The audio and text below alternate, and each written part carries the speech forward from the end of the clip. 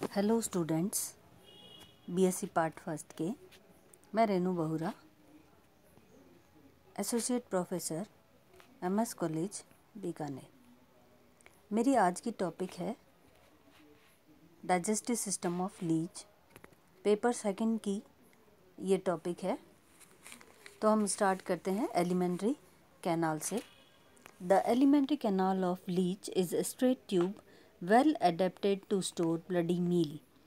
एक straight tube के रूप में पाई जाती है एलिमेंट्री कैनाल लीच की, और इसके अंदर पूरा ब्लड को स्टोर करने के लिए ये अडेप्टेड होती है। It consist of pre oral chamber, buccal cavity, pharynx, oesophagus, crop, stomach, intestine, rectum. ये सारे स्ट्रक्चर्स इसके अंदर पाए जाते हैं। सबसे पहला है pre oral chamber. The cavity of anterior sucker is called pre oral chamber. जो एंटीरियर सकर की कैविटी है वो कहलाती है pre oral chamber. It is separated from buccal cavity by partition called velum. ये बकल कैविटी से separated होता है, एक पार्टीशन पाई जाती है बीच में जिसको बोलते हैं वीलम। माउथ इसके अंदर ट्राइरेडिएट होता है और ये प्री ओरल चैम्बर के बेस पर पाया जाता है। Mouth is triradiate and it is placed at the base of pre-oral chamber.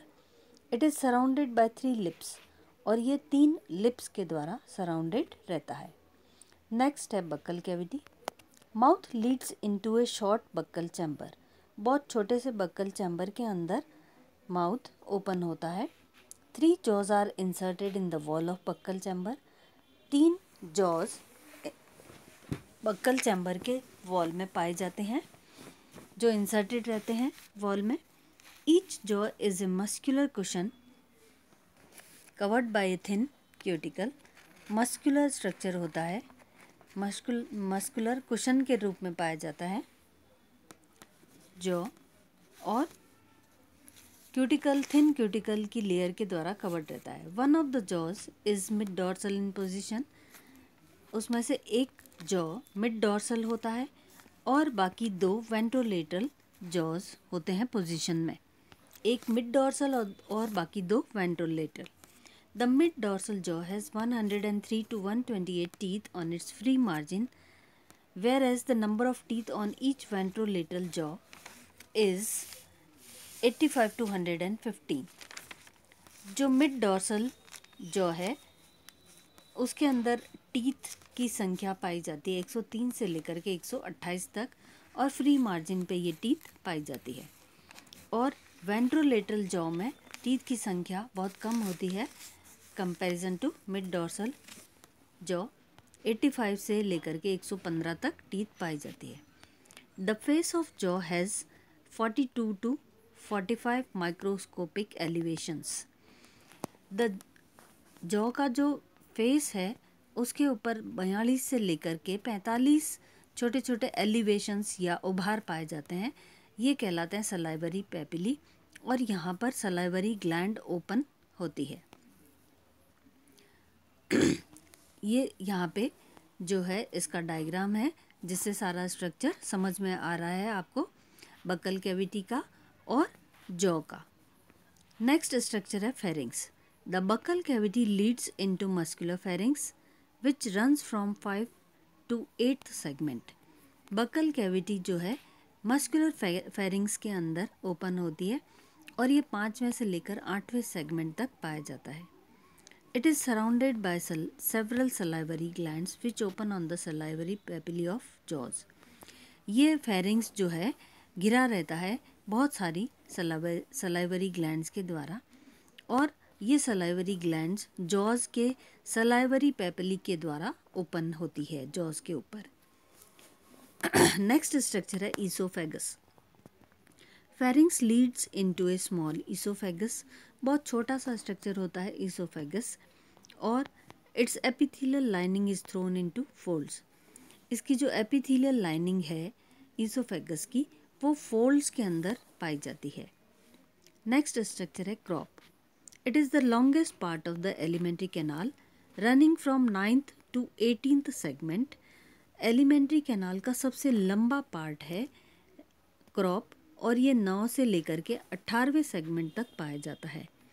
It is divided into 10 sacs, each opening into the next by a sphinctered aperture. ये 10 सैक्स के अंदर divided रहता है और हर सैक नेक्स्ट में ओपन होता है, एक एपर्चर पाया जाता है जिसके चारों तरफ स्फिंक्टर मसल्स पाई जाती है, इसलिए स्फिंक्टर्ड एपर्चर कहा जाता है. Each sac has a small anterior chamber and a broad posterior chamber. हर सैक के अंदर 2 चैम्बर्स पाए जाते हैं, छोटा सा एंटीरियर चैम्बर होता है और ब्रॉड पोस्टीरियर चैम्बर पाया जाता है. The posterior chamber gives out a pair of lateral outgrowths. Posterior chamber जो है वहाँ से जो है लेटरल आउटग्रोथ्स बाहर निकलती है और उनको कहते हैं सीका या diverticula. The sacs of crop and its diverticula gradually enlarge towards the posterior side. Crop या उसके डाइवर्टिकुला जो है पोस्टीरियर साइड में हल्के से एनलार्ज हो जाते हैं. The last pair of diverticula are the longest running as blind tubes, one on either side of the intestine up to 22nd segment. जो लास्ट पेयर है क्रॉप का, वहाँ पर उसके जो डाइवर्टिकुला होते हैं वो सबसे लंबे होते हैं, लॉन्गेस्ट होते हैं और ब्लाइंड ट्यूब्स से की तरह जो है वो बढ़ते हैं और इंटेस्टाइन के दोनों तरफ पाए जाते हैं और 22nd सेगमेंट तक एक्सटेंड होते हैं. ब्लाइंड ट्यूब्स किसको कहते हैं? जो है बंद होती है ट्यूब्स, आगे से ओपन नहीं होती, इसलिए उनको ब्लाइंड ट्यूब्स कहा जाता है. नेक्स्ट स्ट्रक्चर है stomach. The last chamber of crop leads into a narrow funnel like tube which then leads into stomach. जो लास्ट चैम्बर है क्रॉप का वो एक छोटी सी फनल के कीप के फॉर्म में, नैरो कीप के फॉर्म में जो है ओपन होती है और ये ओपन होता है छोटे से स्टमक के अंदर. This chamber lies in the 19th segment and is heart shaped. ये चैम्बर जो है वो 19th सेगमेंट में ओपन होता है और ये हार्ट शेप्ड होता है. It's epithelial lining forms transverse folds और इसकी एपिथेलियल लाइनिंग ट्रांसवर्स फोल्ड्स के फॉर्म में पाई जाती है. नेक्स्ट स्ट्रक्चर है इंटेस्टाइन, एलिमेंट्री कैनाल का. The stomach Leeds into A tubular intestine running from 20th to 22nd segment. Stomach जो है ओपन होता है एक ट्यूब लाइक इंटेस्टाइन के अंदर जो 20 में से लेकर के 22वें सेगमेंट तक रन करती है. There is no clear line of demarcation between stomach and intestine. ये माना गया है कि दोनों स्टमक और इंटेस्टाइन के बीच में कोई भी ऐसी लाइन नहीं होती कि यहाँ तक स्टमक है और यहाँ से इंटेस्टाइन स्टार्ट हो रहा है. The lining of intestine is also folded. Intestine की जो लाइनिंग है वो भी फोल्ड्स के अंदर पाई जाती है. नेक्स्ट स्ट्रक्चर है rectum. The last chamber of alimentary canal is a tubular rectum running from 23rd to 26th segment. जो लास्ट स्ट्रक्चर है या लास्ट चैम्बर जो है एलिमेंट्री कैनाल का वो ट्यूब के फॉर्म में होता है और उसको रेक्टम बोलते हैं. ये 23वें से लेकर के 26वें सेगमेंट तक रन करता है. Posteriorly the rectum turns dorsally to open out by anus. नीचे की तरफ पोस्टीरियर रीजन में रेक्टम हल्का सा डॉर्सल साइड में टर्न हो जाता है और ओपन होता है एनस के द्वारा और ये डॉर्सल सरफेस पर पाया जाता है एनस. बक्कल कैविटी और प्री ओरल चैम्बर ये दोनों लाइन रहते हैं क्यूटिकल के द्वारा. सो दे रिप्रेजेंट स्टोमोडियम. जो ये दोनों स्ट्रक्चर मिलकर के स्टोमोडियम स्ट्रक्चर बनाते हैं. Rectum is also line by cuticle and it represents proctodaeum. Rectum cuticle के द्वारा लाइन रहता है और इसलिए इसको प्रोक्टोडियम कहते हैं.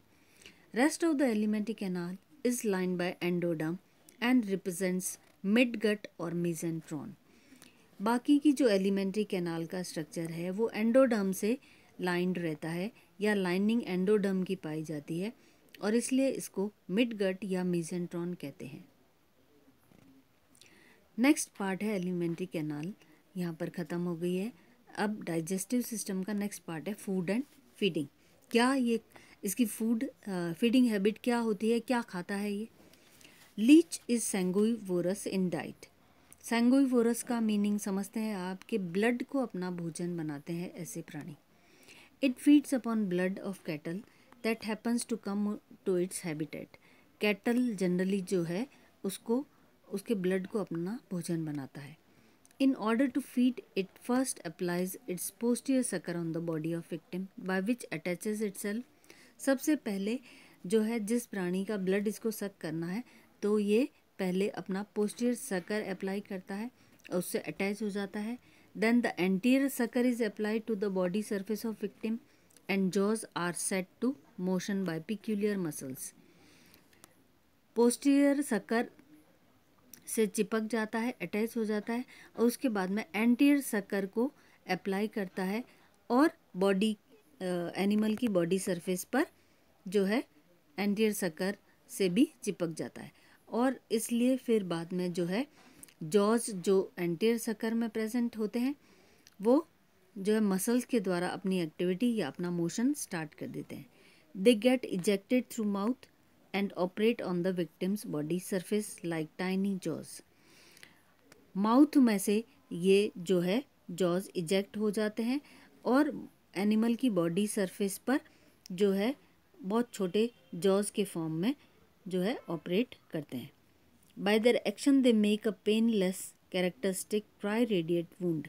क्योंकि 3 जॉज पाए जाते हैं ट्राई, इसलिए जब भी ये चिपकते हैं एनिमल की बॉडी सरफेस से और जॉज का जो स्ट्रक्चर जो डेवलप होता है वो ट्राई रेडिएट वुंड जो बनता है या घाव जो बनता है वो ट्राई रेडिएट होता है, तिकोना होता है। Cutaneous capillaries gate damage and the Ojing blood is sucked by the sucking action of pharynx. Cutaneous capillaries जो है वो डैमेज हो जाती है, उसमें से ब्लड निकलना शुरू हो जाता है और फेरिंग्स के सकिंग एक्शन से ये ब्लड सोखना शुरू कर देता है animal. The Ojing blood is immediately mixed with saliva of jaws. जैसे ही ब्लड निकलता है तो ये सबसे पहले सलाइवा जॉज के अंदर, क्योंकि मैंने कहा सलाइवरी ग्लैंड्स पाई जाती है, सलाइवरी पेपिली से ओपन होती है, तो यहाँ पर सलाइवा इसके साथ मिक्स हो जाता है ब्लड के साथ में और सलाइवा के अंदर एक एंटीकोएगुलेंट पाया जाता है जिसको हिरुडिन कहते हैं। The saliva contains an anticoagulant called hirudin. It prevents clotting of blood। और ये क्या करता है, हिरुडिन क्या करता है, ब्लड को क्लॉट होने से रोकता है। The uncoagulated blood is stored in the crop। और जो uncoagulated blood है वो क्रॉप के अंदर जो सबसे लॉन्गेस्ट पार्ट है एलिमेंट्री कैनाल का, तो वो ब्लड को स्टोर करने में हेल्प करता है। वहाँ पे स्टोरेज होता है ब्लड का क्रॉप और क्रॉप के डायवेटिकुला में। The extensive crop is meant to store blood for future use. और कई बार क्या होता है कि जो क्रॉप के अंदर जो ब्लड स्टोर किया गया है वो आगे फ्यूचर में भी जो है इसको यूज़ कर लेता है animal. Leech can store blood sufficient for about 6 months और इवन ए ईयर। लीच जो है ऐसा देखा गया है कि ये अपना सफिशिएंट ब्लड जो है स्टोर करता है जो 6 महीने तक भी इसको यूज़ कर लेता है या कई बार 1 year का भी स्टोर कर लेता है, 1 साल का भी जो है उसके अंदर स्टोर कर लेता है, जो 1 साल के लिए इसके लिए सफिशिएंट होता है। तो ये है फूड और फीडिंग। नेक्स्ट अब हेडिंग है प्रोसेस ऑफ डाइजेशन। अब डाइजेशन कैसे होता है इसकी एलिमेंट्री कैनाल में। In crop the blood gets haemolysed, that is its RBCs break liberating haemoglobin. Crop के अंदर क्या होता है कि ब्लड हीमोलाइज हो जाता है, आरबीसी ब्रेक होती है और उसमें से हीमोग्लोबिन रिलीज हो जाता है। हीमोग्लोबिन आरबीसी के अंदर प्रेजेंट है तो ब्रेक हो जाती है, टूट जाती है आरबीसी और हीमोग्लोबिन बाहर निकल जाता है। The blood then enter slowly into the stomach. और ब्लड जो है स्टमक के अंदर एंटर हो जाता है, where it turns green and is divided by proteolytic enzymes. वहाँ पर ये ग्रीन पदार्थ के अंदर कन्वर्ट हो जाता है और ये डिवाइड हो जाता है प्रोटियोलाइटिक एंजाइम्स में। The digested material is absorbed bye intestine और जो डाइजेस्ट हो गया है मटेरियल वो इंटेस्टाइन के द्वारा एब्जॉर्व किया जाता है या अवशोषित हो जाता है, and undigested residue is eliminated bye rectum and anus. और जो अनडाइजेस्टेड मटेरियल है जो इसकी बॉडी के लिए यूज़फुल नहीं है, अनडाइजेस्टेड है, वो एलिमिनेट हो जाता है रेक्टम और एनस के द्वारा बाहर। तो ये है सारा इसका डाइजेस्टिव सिस्टम लीच का। मुझे बहुत जो है कंसंट्रेशन से सुनने के लिए थैंक यू। आज की टॉपिक मेरी यहीं पर ख़त्म होती है। Thank you.